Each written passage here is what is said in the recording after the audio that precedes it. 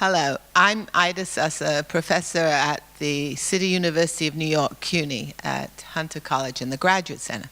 I'm very happy to be interviewing Vicente Navarro, a professor at Universitat Pompeu Fabra, who is a long-time, well-known scholar in the United States and internationally, and very much in Spain, who has worked both as an activist and a scholar. And I'm very pleased to have the opportunity to do this interview with him. Okay, welcome, Vicente.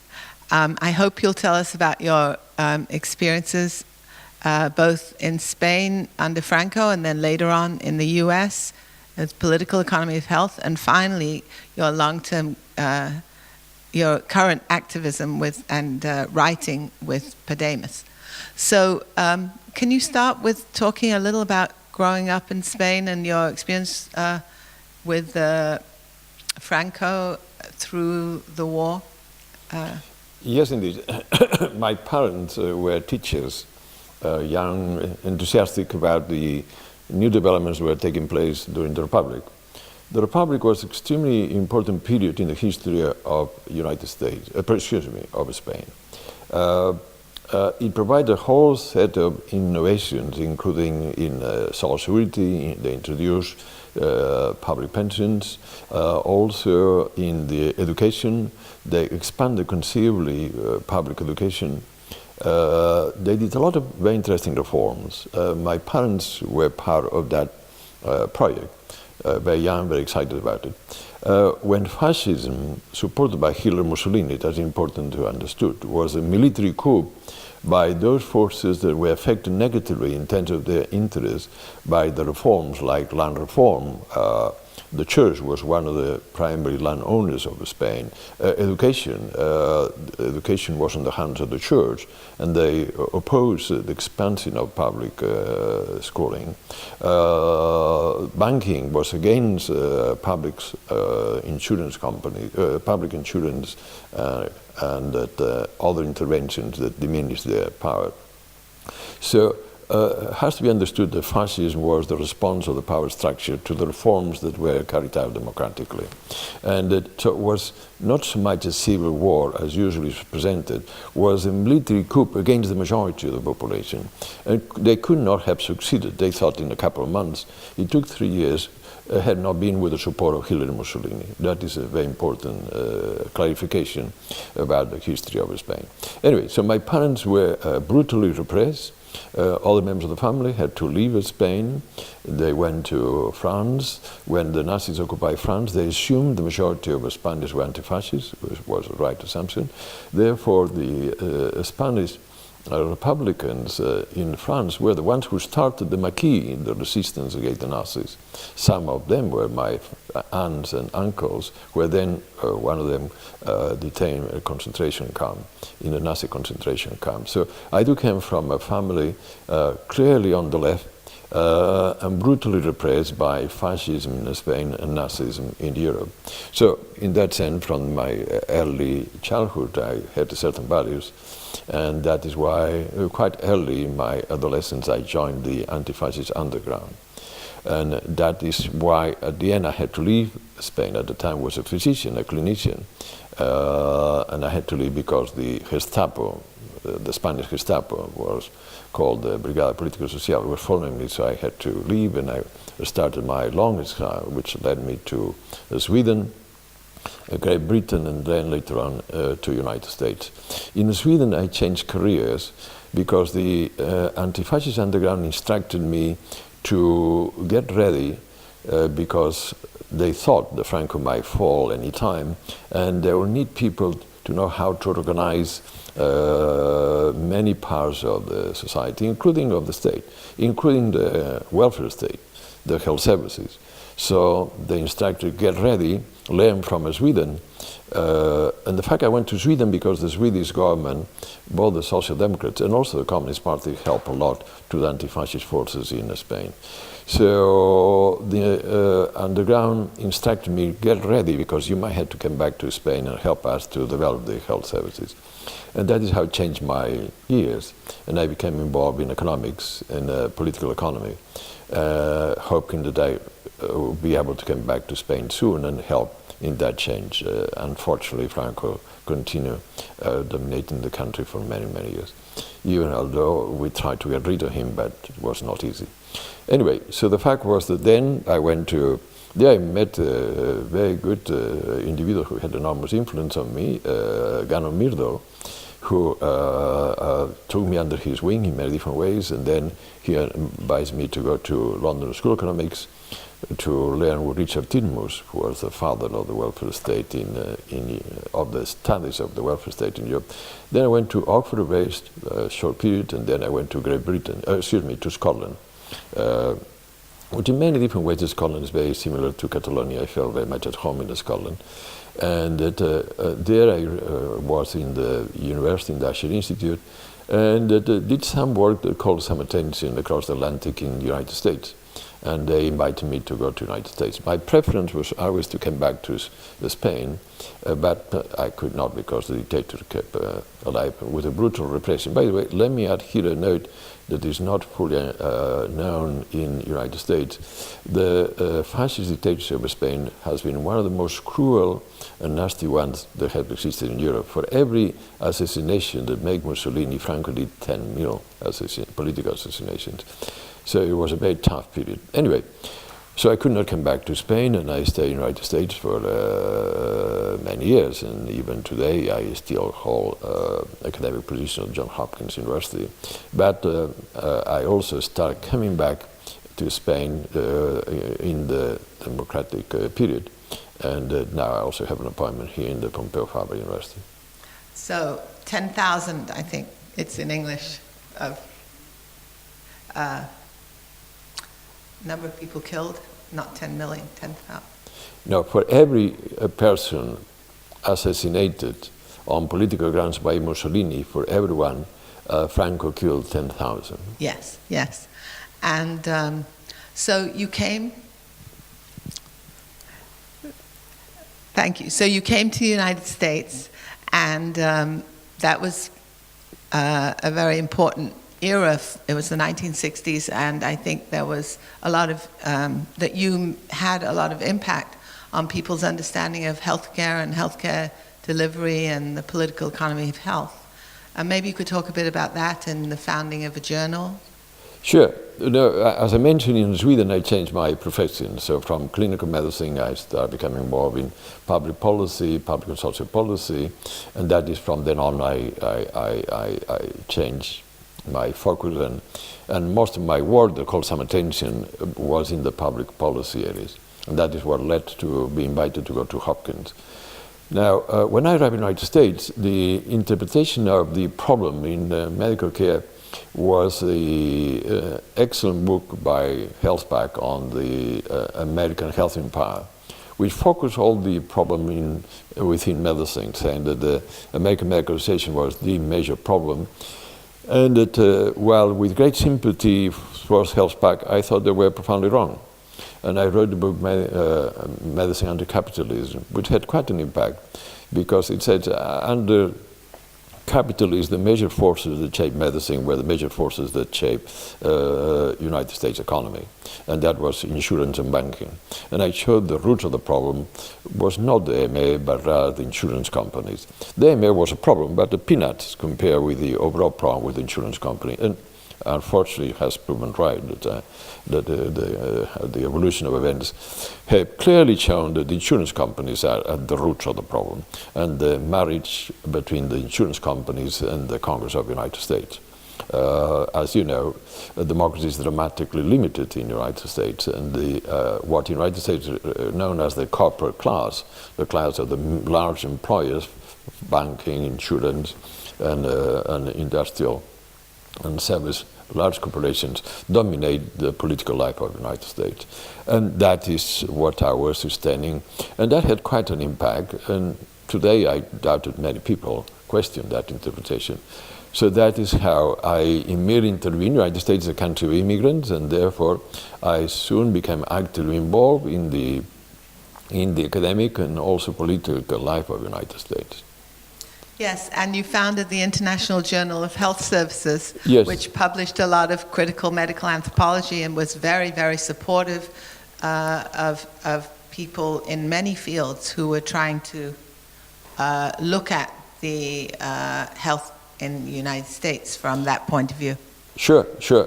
When I arrived in the United States in 1965, Cartwright was the chair of my department, called at the time Medical Care and Hospitals. Now it's called Health Policy and Management. And the idea was to create some forum of critical thinking. Cartwright was a Canadian scholar, very much a liberal in the Bertrand Russell sense. He didn't agree with my views, but he protected me in terms of helping to question the enormous conservatism that dominated the medical institutions of the United States. Hopkins, in many different ways, is the Vatican of American medicine. And in that respect, he thought was good to provide a forum for critical views within medicine, within healthcare, within public health, within social policy. And that is how the journal was established. Paradoxically, inside the Vatican of medicine is where the International Journal appears. The name of Hopkins, no question, helped a lot in terms of providing becoming a point of reference. But it became very well known very quickly, and it has, I believe, a considerable influence in terms of questioning some of the major dogmas that still today sustain health and social policy. And it's very well known in the English-speaking parts of the world. Yes, just personally, I would say that when I published an article, you published an article of mine in the International Journal of Health Services, I think it was at 1984, that's how other critical medical anthropologists found me, and then we all found each other and started to work together in medical anthropology. So it's been very formative in medical anthropology. It's one of the most frequently cited quarterlies in the long-term category of citations. So I'm very pleased that it seems that we have had some influence on that. And still do. So now I guess we probably should talk about your coming back to Spain. So after Franco died, and then how did you come back here and your work here? Well, I was always in Spain, but either on a clandestine way or later on in a more formal way. But when the democratic period started in 1978, I wanted to spend part of the year in Spain and later on becoming actively involved in the academic and political life of Spain. So I have in some ways two countries, one in the United States and another one in Catalonia, Spain. So, and I was able to do it. It was not easy because the academic institutions were still very controlled by the right wing.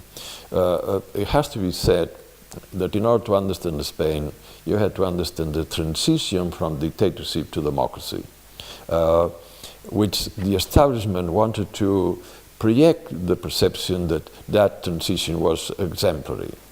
But it was not exemplary because it was a lack of equilibrium between the conservative forces, inheritors of fascism, who controlled the state, and the major media, television, dailies, the press, they control that. So they have an enormous power. On the other side of the table were the left-wing forces who have led the democratic forces. The leadership of the democratic forces of the Spanish underground were the left-wing parties, very much the Communist Party, but also the Socialist Party.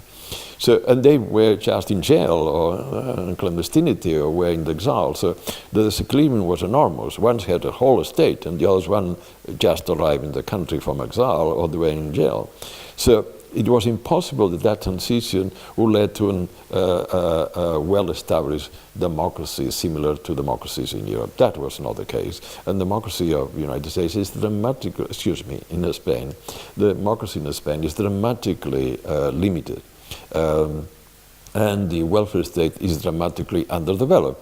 Even today, the public social expenditures per capita are among the lowest in the European Union, and democracy is dramatically underdeveloped. For example, the king is never questioned in the media, and Republican views have a lot of difficulty to be able to access to large sectors of the population.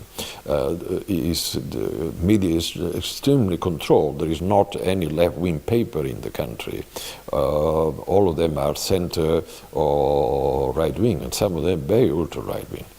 So, just an example, the major paper in Barcelona, La Vanguardia, wrote an article asking for the beatification of José Antonio Primo de Rivera, the head of the fascist party, who was one of the nastiest party that led the repression during the dictatorship. So, the overall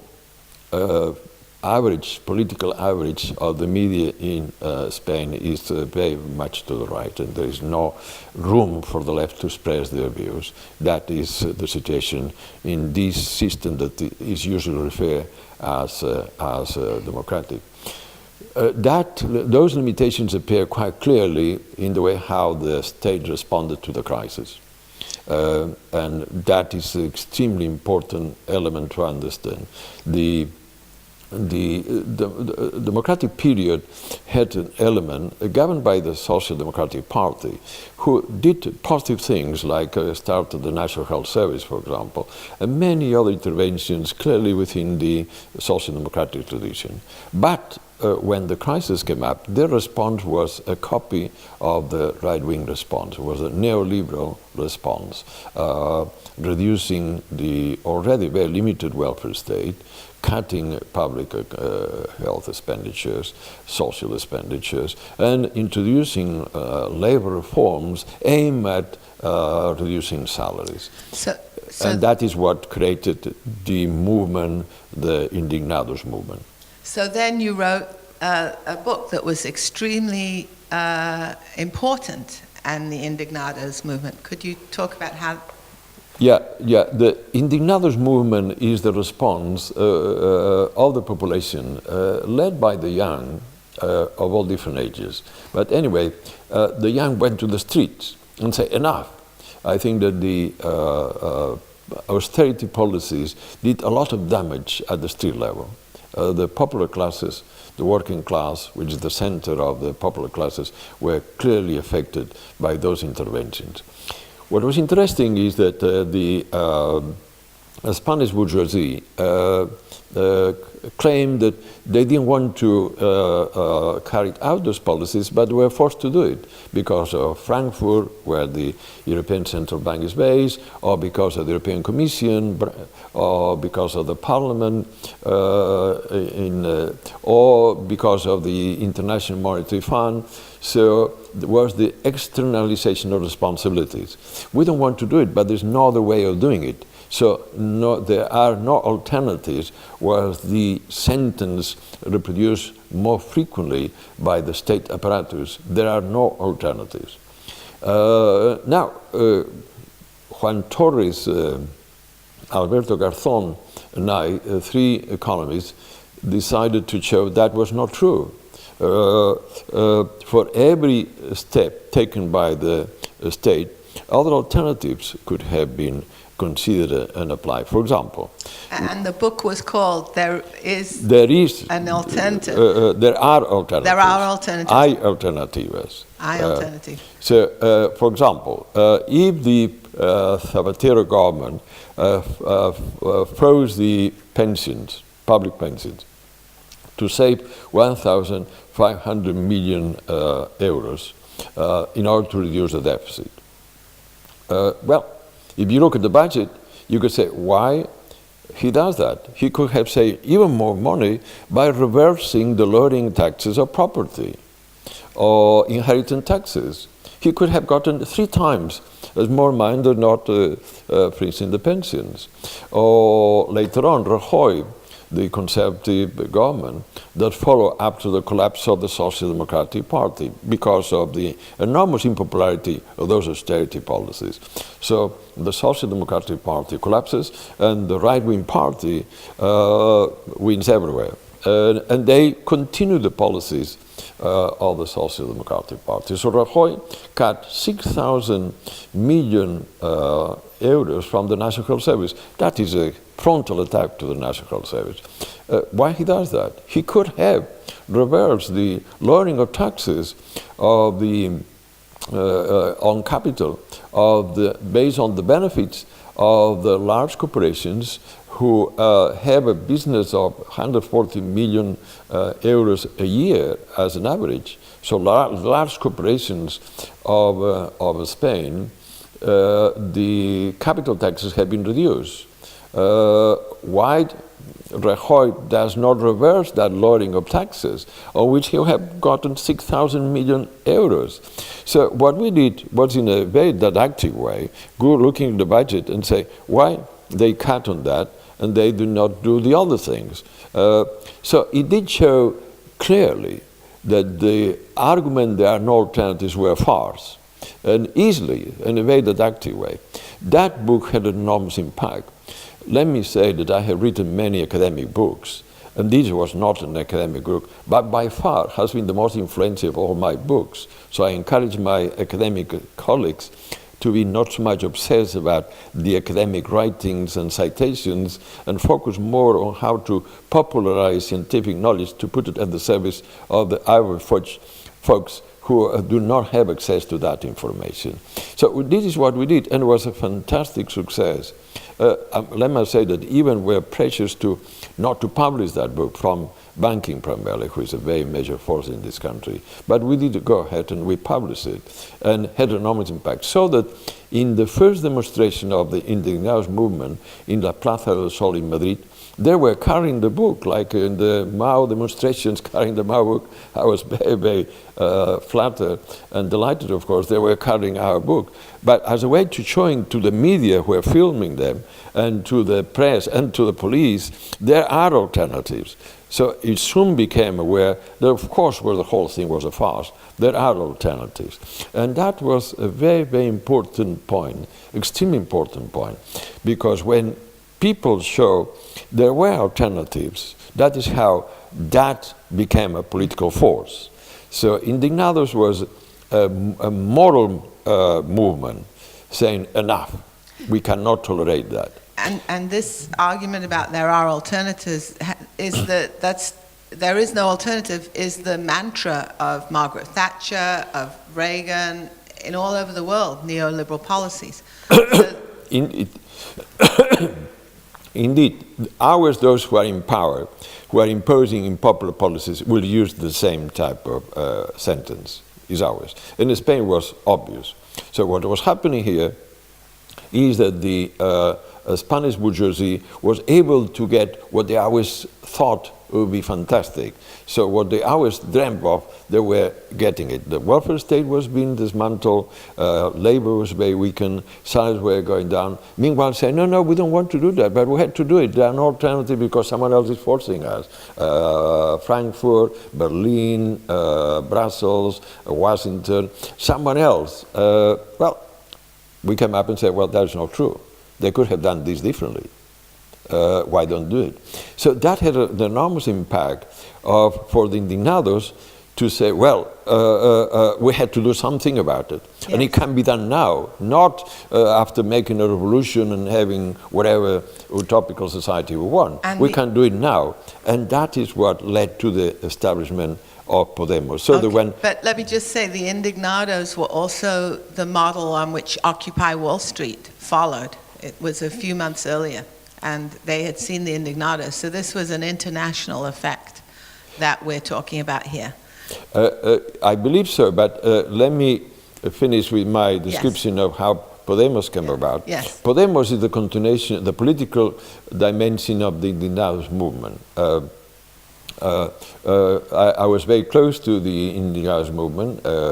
I was extremely supportive of that movement. And when that movement realized that things could be done right away now, why cutting pensions when it could be reversed, the lowering of taxes who benefit only to the rich and upper middle class? Why then do that?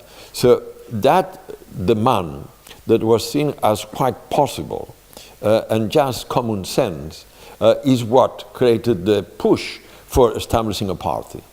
So it's true that some very good academics started that movement, but what is more important is there was a huge demand for that party. That is terribly important. And that is how, when Podemos started, the leadership was almost logical. They call us, Juan Torres and I, and say, could you help us to establish an economic program for any progressive government? Okay. So that is how then we developed the economic program of Podemos. Not the definite one, because when they asked Juan Torres and I to prepare that document, we prepared as an initial point for discussion within the party, and that fully aware that they will change some of our proposals or whatever, but we're delighted that they didn't change any. So even now for the second document that have been prepared, this time not by us, but by the apparatus of the party, all the new proposals for the municipal and the regional elections fit very well within the frame that we have developed. Now, the issue that you raise asks how relevant is this Spanish for the United States? And that I think that first I'd like you to talk about Podemos and how now how you've seen the elections and how you see Podemos, because people all over the world are interested in what Podemos means for us. Well, the most important thing is not only Podemos, that is important to say, because I just came back from Galicia, where many of the movements are having been initiated by other formations, political formations. So at this point, what is more important to realize is that people have become aware that if they mobilize, they can change things. That expression that the United States came from the labor movement, we can, and Obama popularized, although he never meant it. But anyway, the we can is true. If you move, you can move mountains. And that is what the Spanish establishment is in panic now. Because here in Barcelona, a political force, Podemos, one of them, but there were others, who no one knew only 6 months ago, in the last election, the last Sunday, they won and now we are going to have a mayor who was a woman from the working class. No one knew about it. So the establishment is completely in panic. Say, who are these people? Well, these are your people. These are working people. These are the people you have forgotten for so many years. You have to realize these people are moving and they want to see you out. And that is what is the most important thing. It's not the wisdom of the leaders. The leaders are important, but what is more important is the realization by people, not only here in Barcelona and Madrid, all over the country. I just came back from Galicia, in Coruña, in Santiago, in all the major cities of Galicia. Now there will be people in power that were not even in existence 1 year ago. So that sense that people, by moving, can move mountains is the most important development. And in that sense, I'm delighted that we help on that, because rather than calling for revolution, which is the classical demand of the super revolutionary forces that are the most of the academic-based movements. This is something, listen, the working class and the popular classes are hurting. We have to do something right now, and it can be done right now, and that is the solutions. Rather than cutting pensions, why don't you increase taxes of the rich? Why? That is what has been able to mobilize people from all the colors, not only the working class. We see broad sectors of the middle class who are really hurt by these austerity policies, who are also siding with the working class in terms of changing. But the narrative has to be a little different than the one that has been the traditional left-wing narrative. In what sense? Well, the conflict capital-labor continues to be the critical one, the basic one. But labor has changed, and at this point there is not only the traditional working class, which continue to be, it's very important, but there are also many other components of the working class and the middle class. That expression of the proletarianization of the middle class is taking place today. So the setup for class alliances are huge. So this is a very important thing. Now, another point that has to be realized, the approach of the 1%, which comes primarily from Stiglitz's analysis of the concentration of wealth and so on, is helpful, but not helpful enough, because it's not only 1%. I would say I must sign if that would be only 1%. But that 1%, in order to command the major source of power in the country, whatever that country might be, needs a whole set of alliances at another 10%. So the majority of people who produce those values are not the members of that 1%, but at the service of that 1%. For example, the means of information, who are also the means of persuasion. So in that sense, all that 9–10% who are at the service of the 1% plays a critical role. That includes the petit bourgeoisie, the upper middle class, who are very much part of that problem. And that is where, in that sense, the class struggle, which continues to be critical for understanding what happened in Spain, in Europe, United States, has to be redefined in terms of minority, who is more than 1%, versus the large majority. And that is where, in that sense, the Occupy Wall Street movement was a very important movement, but the political context of the United States is very different from the political context in Spain, very different. But at the same time, the Occupy Wall Street never jumped to the next step. So it was the Indignados movement, but there is not something like Podemos. And that in that respect, that is, in my opinion, the challenge of that, of how to articulate that in a political form. So can you tell us how that happened here in Spain? How do you understand what happened that made it move from the very important local organizations to a large political party with 27% of the vote? Well, several things happened. First is the way how the austerity policies were applied were a very nasty one. So in that respect, the repression against the majority of the people took place not only through the police, but through unemployment, for example. The unemployment is an extremely important way of repressing the population because people are afraid of. So the promotion of fear became the major source of production of power within the state. So it was not only police repression, which existed and very nasty, but primarily through the control of the instruments and institutions to promote values. Academia being one of them, by the way. So in that respect, it was very important to realize that the repression was brutal, carried out by an apparatus that was a successor of the fascist dictatorship. Was never a break between the dictatorship apparatus, the apparatus of the dictatorship, and the democracy. The civil servants was a continuation of that.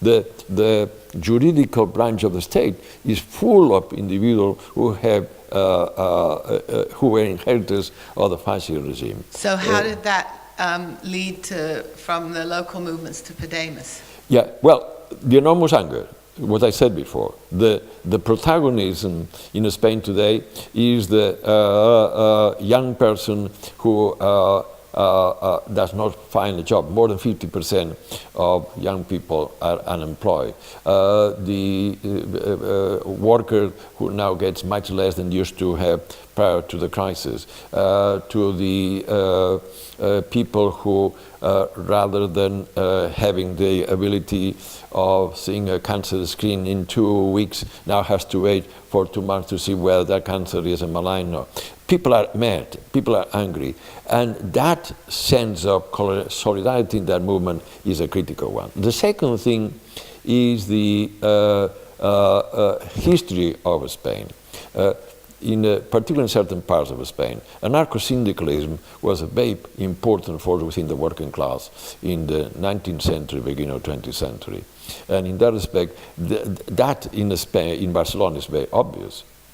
So, and there has been a democratic culture enriched by that experience, which also later on, when the anarcho-syndicalism was substituted by communism and socialism, these communist socialists were of democratic tradition because they were fighting against dictatorships. The leading force in the underground against the fascists was the Communist Party.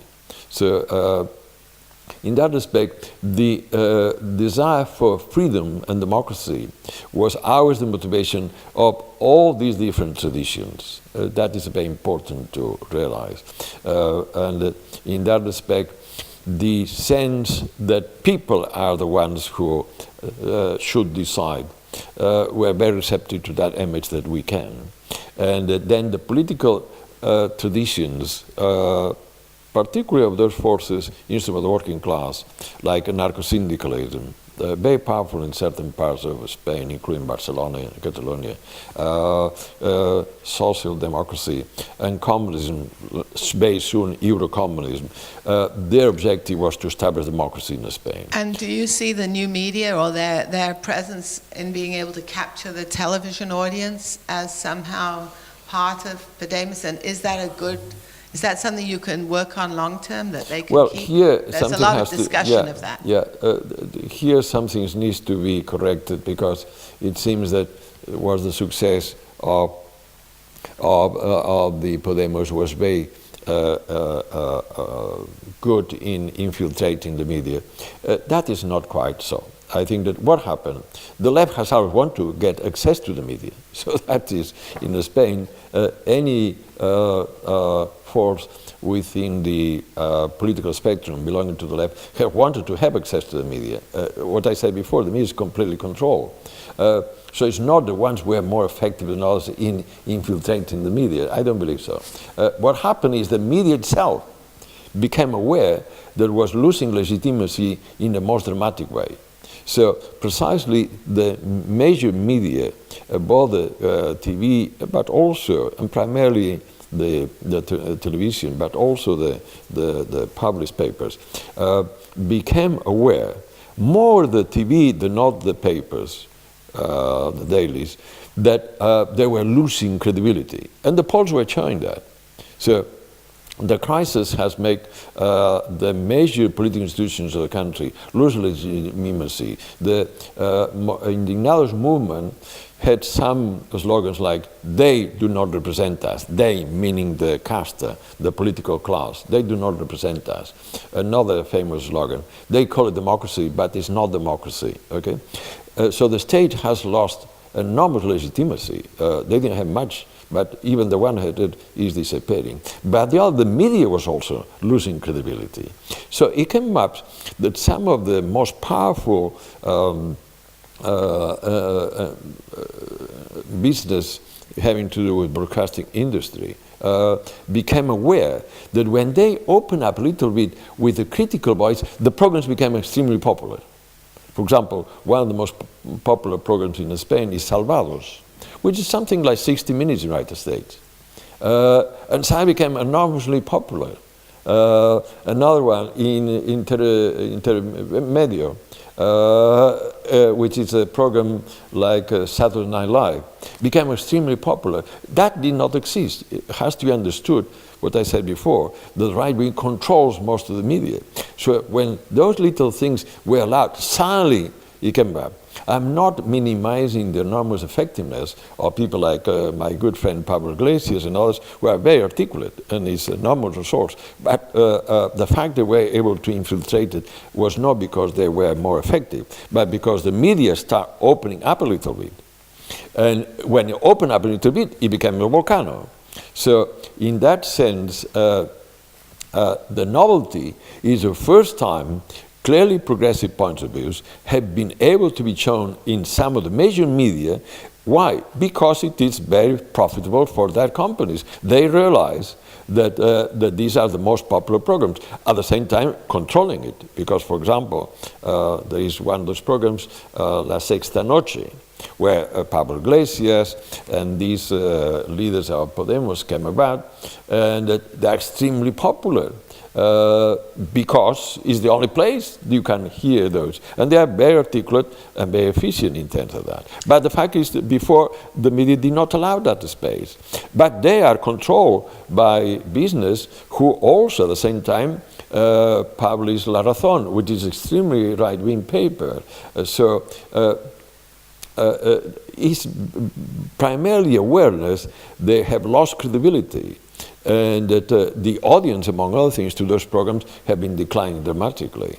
And that is why they use, in a very opportunistic sense, the popularity of the left in order to retain some of this audience. So some people have gone to arguments like Leclau and Mufa and also Negri to explain this rise of Podemos, and I wonder how you would see that. Frankly, that I don't think is very much part of what usually happens in this type of situation. The academic life is too much isolated from the real world, and comes up in terms of the influence of great thinkers and great intellectuals, in terms of the carrying out those developments. Frankly, I believe that Negri has not had any influence whatsoever. But that appears as, let me add here quickly, I don't agree with Negri almost in anything, but it seems fairly easy to show that all his major theses have been proven wrong. The disappearance of the states continue to be critical roles, and the struggle within the state plays a critical role.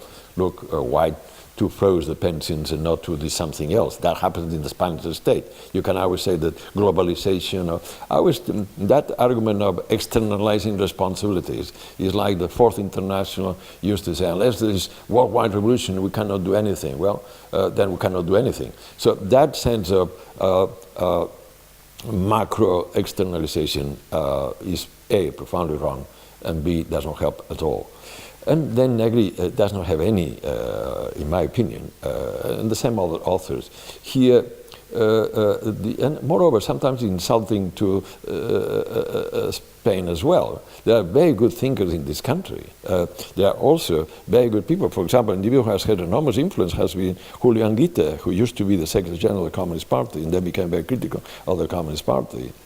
So within the leadership, Pablo Iglesias has, Julio Iglesias, Julio Anguita, sorry, has had far more influence than not all these authors. With all, maybe in modesty, our book had enormous influence in shaping that. So I think that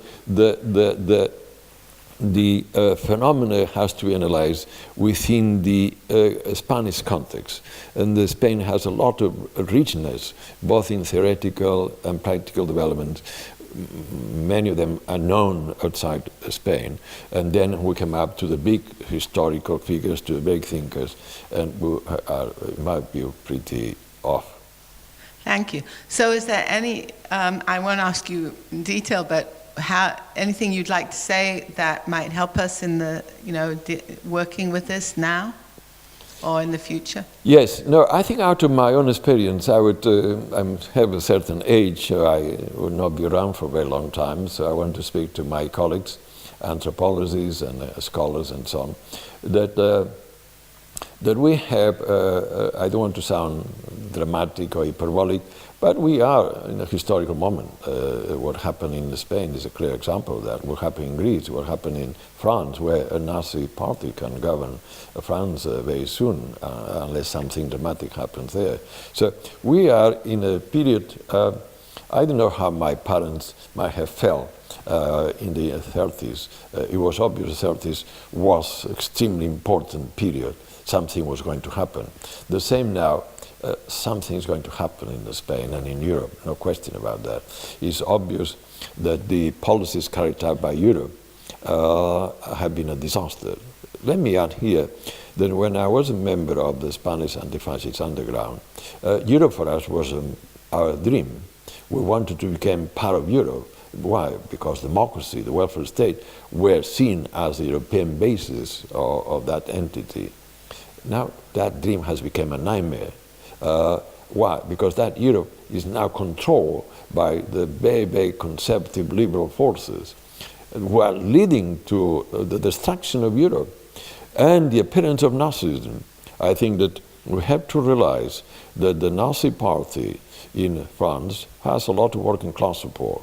That is the awareness that we could have Nazism in Europe. The only solution is the left. That comes up providing solutions from the left and not from the right with the anti-immigrant chauvinism, and we already, some of us know what Nazism was. So in that respect, that is something that Europe is indeed trouble.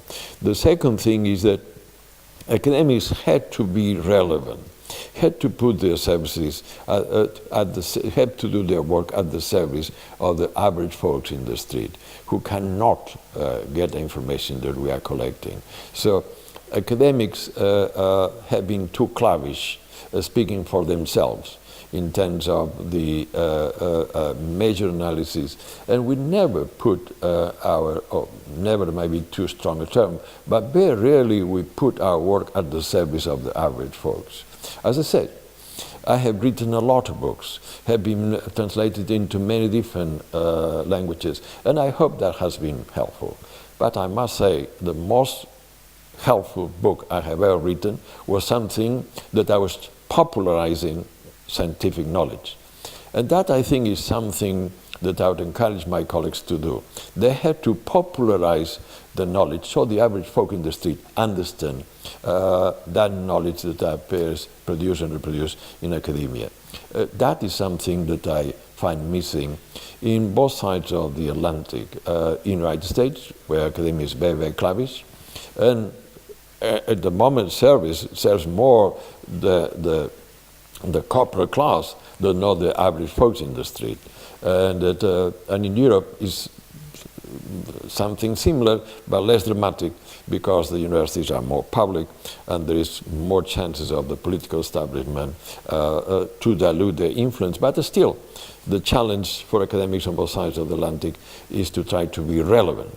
Relevant means to translate the scientific knowledge in a way that the average folks can understand. That is why I do believe that book, Hay Alternativas, was maybe the book that I would encourage my colleagues to do books like that, because there's enormous desire for change, enormous. I think that we are living at a time in both sides of the North Atlantic, in the United States, where I spend part of my year, in Europe, where I spend part of my year. People are angry, people are fed up with this situation, and academia should be responsive to that.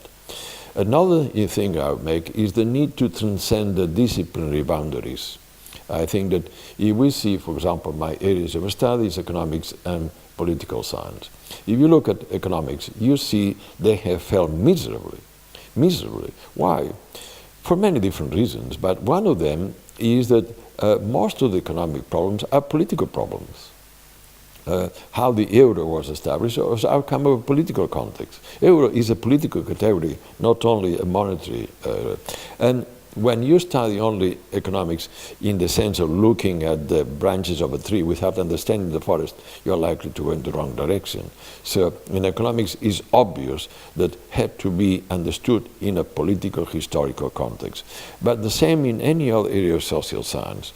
So I think it has to be far broader and transversal understanding. The third point is that you cannot understand reality without being part of that reality. You can, contrary to what is usually said, that you need to keep a certain distance from reality to conserve certain objectivity. I would say almost the opposite. One thing is partisanism, another thing is the orientation of to whom you want to serve. So in that respect, it seems important that the academic has to be relevant and asking those questions put by the average folk. So in that respect, if we are supported, as we are, by the majority of the people who, by the way, is the one who pay most of the taxes, then we have to answer those questions raised by the average folk who does not have the means to raise those questions and taken seriously within the establishment.